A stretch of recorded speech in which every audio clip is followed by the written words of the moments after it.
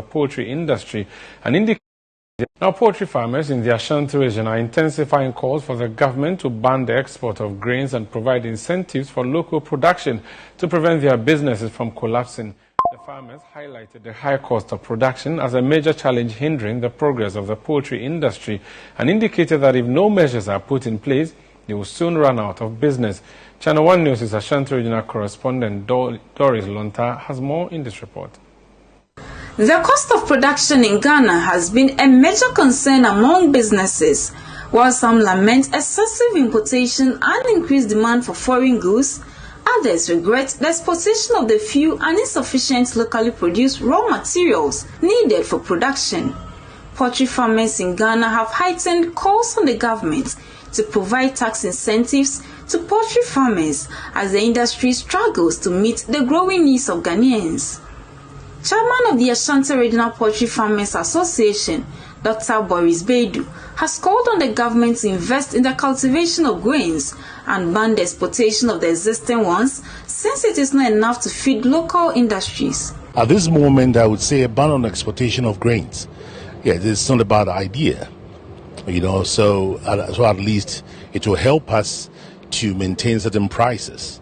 And again, government should also ensure that some sort of subsidies are given to local producers. Other high-profile poultry farmers in the Ashanti region have also been outlining their concerns and have highlighted what the government should do to ensure their businesses do not collapse. So the major thing is to find a way to restrict the importation. The capacity is there. We can produce. All poultry farmers here have the capacity to produce. But because there's no space for them to market, that is why nobody is getting into it. We are pleading with the government if they can bring the waiver back to revive the poultry industry, because as I'm talking to you now, if not the Fsrp project that has come on, we have about 80% of poultry that have collapsed. The Food System Resilience Program under the Ministry of Food and Agriculture, with funding from the World Bank, is worried about food insecurity in Ghana and has intensified efforts to eradicate the challenge and the excessive importation of chicken. The project coordinator of the Food System Resilience Program, Osei Owusu-Ajiman, and the Deputy Director of the Ministry of Food and Agriculture, Animal Production Directorate, Dr. Abdulrazak Okain, shared insights about efforts to support the poultry industry and to prevent food insecurity. In the agricultural value chain, we don't have sustainable businesses. They die, you understand, and somebody revives it new. The key is to make sure that at every aspect of the value chain, we build businesses that can be sustained and be resilient enough to be able to withstand the global shocks. So that is our focus now. This year, the ministry is under the PFD 2.0 is targeting around 80 million broiler birds.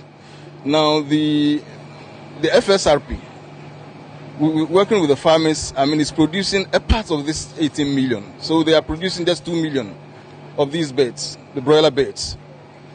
We expect that by the end of the year, what the ministry is able to produce, together with other little bits and pieces of what others are providing, we're to meet the target that we set for ourselves. In the Ashanti region, 6 commercial anchor farmers are benefiting from the Food System Resilience Program, FSRP.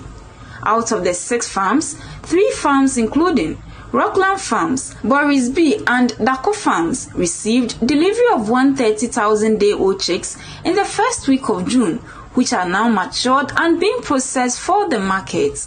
Asamoah and Yamwa Farms also received their first consignment of 17,000-day-old chicks under the program. Available data shows that Ghana consumes approximately 300,000 metric tons of poultry meat annually. However, only 5% of this is produced locally, with 95% imported from other countries. The Ministry of Food and Agriculture, through the Food System Resilience Program and other programs, has pledged its commitment to reach self-sufficiency by 2028.